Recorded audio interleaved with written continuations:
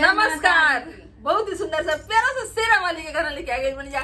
देखिए सुनी जा, बताइए कैसन में नवरात्रि स्पेशल सिर्फ देवी मैया के गाना सुनी जा। बहुत सुंदर सुंदर प्यारा प्यारा भजन हमने के 9 दिन रुआ लोग सुनाई जा। हमने गाने सुनी जा, बताइए कैसन बा।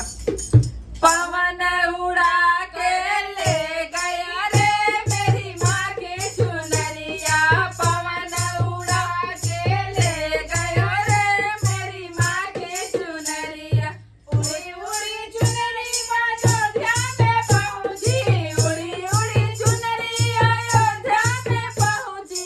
सीता के मन को लुभा गया रे मेरी माँ के चुनरिया, सीता के मन को लुभा गई रे मेरी माँ की चुनरिया।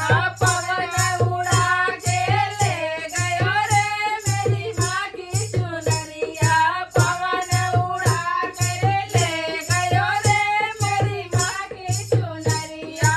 उड़ी उड़ी चुनरी कैलासा में पहुँची, उड़ी उड़ी चुनरी कैलासा में पहुँची। गौरा के मन को लुभा गई रे मेरी माँ की चुनरिया, गौरा के मन को लुभा गई रे मेरी माँ की चुनरिया। पवन उड़ा के ले गयो रे मेरी माँ के चुनरिया, पवन उड़ा के ले गयो रे मेरी माँ की चुनरिया।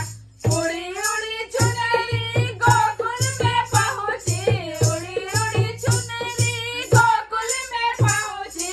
राधा के मन को लुभा गई रे मेरी माँ की चुनरिया, राधा के मन को लुभा गई रे मेरी माँ की चुनरिया। पवन उड़ा के ले गयो रे मेरी माँ की चुनरिया, पवन उड़ा के ले गयो रे मेरी माँ की चुनरिया।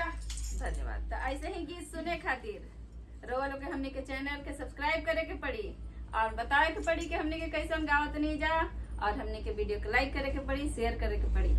एगो और चीज, रोवा लोग वीडियो में जाके फुल गाना देखी जा, कमेंट आवेला फुल गाना गावे के। हाँ। तो जितना भी गाना हमने के शॉर्ट्स में गाई ना जा, लगभग लगभग सबके पूरा गाना वीडियो में जरूर आवेला।